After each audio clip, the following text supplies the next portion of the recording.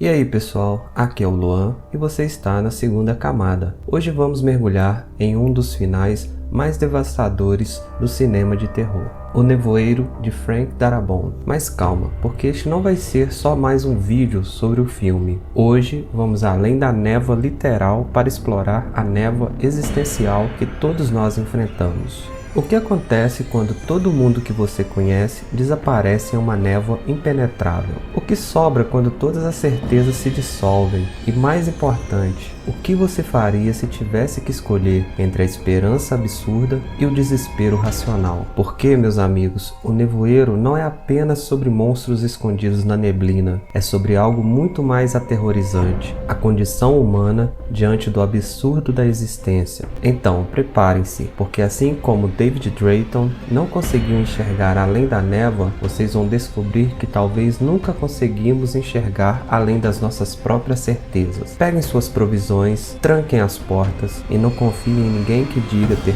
todas as respostas, porque hoje, na segunda camada, vamos descobrir que a verdadeira névoa está dentro de nós.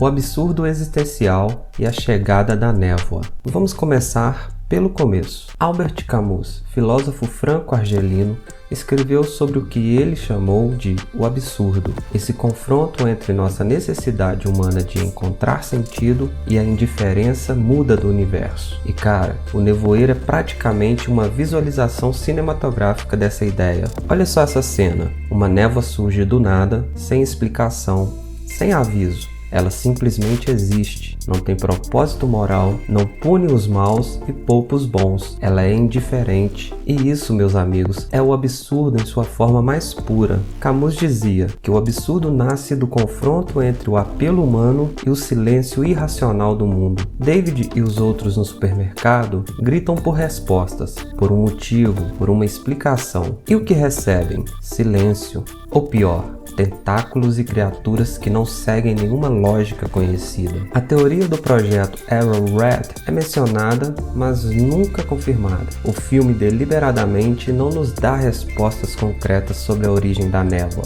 E sabe por quê? Porque a origem não importa. O que importa é como reagimos quando confrontados com o inexplicável. Camus escreveu em O Mito de Sísifo: existe apenas um problema filosófico realmente sério, o de tirar a própria vida. Ou seja, vale a pena viver em um universo sem sentido? O Nevoeiro faz exatamente essa pergunta, mas de forma brutal e literal.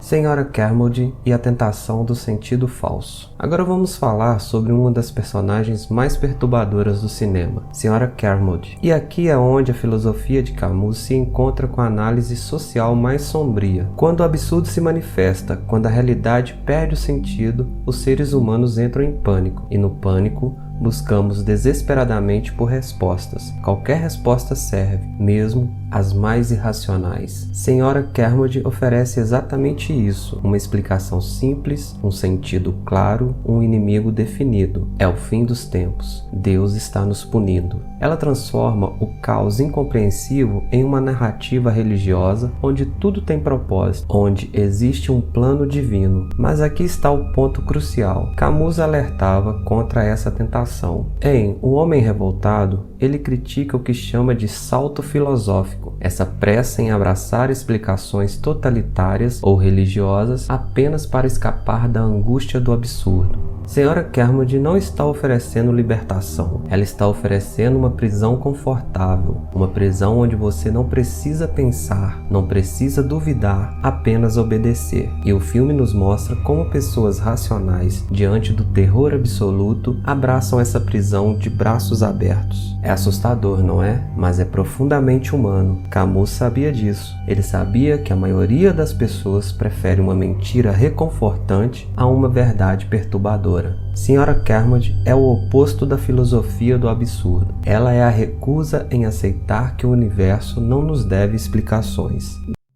David Drayton e a revolta absurda. Agora vamos ao nosso protagonista, David Drayton. E aqui é onde a teoria fica realmente interessante, porque David representa o que Camus chamava de o homem revoltado, aquele que se recusa tanto ao desespero quanto à falsa esperança. Olha essa decisão. David rejeita a histeria religiosa da senhora Kermode, mas também rejeita a paralisia do medo que mantém a maioria das pessoas no supermercado. Ele escolhe agir, ele escolhe se mover, escolhe enfrentar a névoa mesmo sem garantias. Camus dizia: a revolta é a certeza de um destino esmagador, menos a resignação que deveria acompanhá-la. David vê o destino esmagador, a névoa, os monstros, o caos, mas ele se recusa a resignar-se, ele age. E aqui está o elemento mais importante, o amor. Para Camus, mesmo em um universo absurdo, ainda podemos encontrar valor nas conexões humanas, no amor e na solidariedade.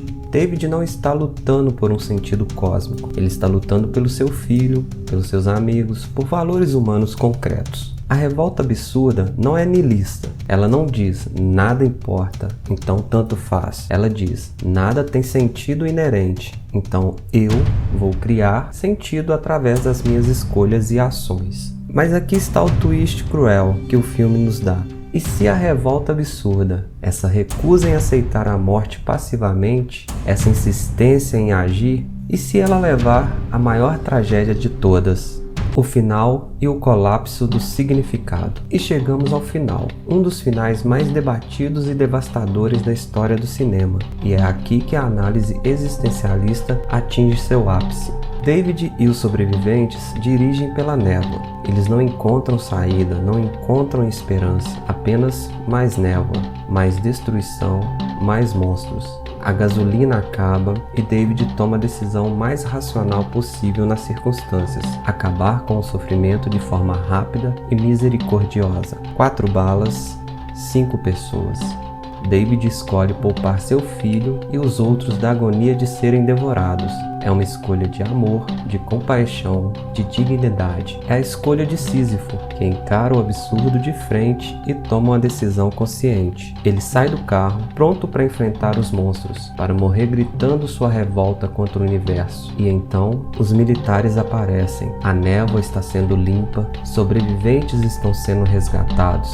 A esperança existia o tempo todo, mas David desistiu, literal, minutos antes da salvação. E aqui, meus amigos, está a subversão brutal do existencialismo. Camus dizia que devemos imaginar Sísifo feliz, mesmo enquanto rola a pedra montanha abaixo eternamente. Devemos persistir sem garantias. Mas o nevoeiro pergunta: e se a persistência fosse a resposta certa? E se desistir, mesmo racionalmente, fosse o erro fatal?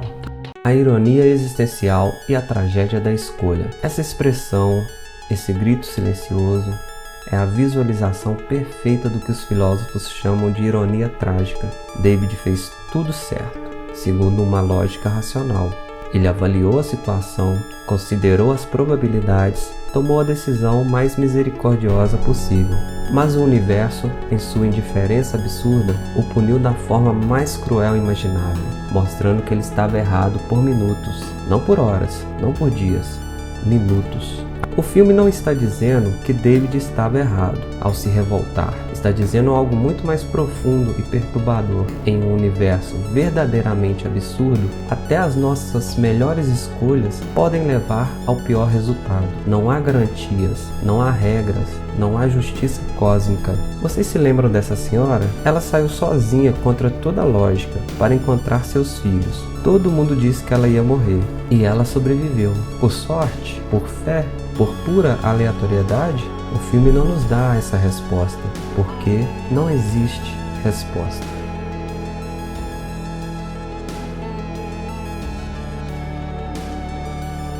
Então, O Nevoeiro é um filme sobre monstros e horror, correto? Sim, mas na segunda camada é muito mais que isso. É um filme sobre a impossibilidade de viver de acordo com a filosofia do absurdo. É sobre como, mesmo quando fazemos tudo certo, o universo não nos deve nada. Camus termina o mito de Sísifo dizendo que devemos imaginar Sísifo feliz. Mas Frank Darabont nos força a imaginar David Drayton em um inferno pessoal e eterno, sabendo que suas escolhas racionais, suas escolhas de amor, levaram à pior tragédia possível. A pergunta que fica é: o que você faria? Esperaria mais 5 minutos? Teria fé irracional? Ou tomaria a mesma decisão que David? E a resposta honesta é: não sabemos. Porque assim como a névoa no filme, o futuro é impenetrável, e é nisso que vivemos todos os dias. Então, se este vídeo te fez pensar diferente sobre o nevoeiro, deixa aquele like, se inscreve no canal e ativa o sininho, porque aqui na segunda camada a gente sempre vai além da superfície. E me conta nos comentários, você teria saído do supermercado com David ou ficado? O que você teria feito? E lembre-se, às vezes a verdadeira névoa não está lá fora, está aqui dentro, obscurecendo nossa própria capacidade de ver o futuro. Um abraço, pessoal, e até a próxima.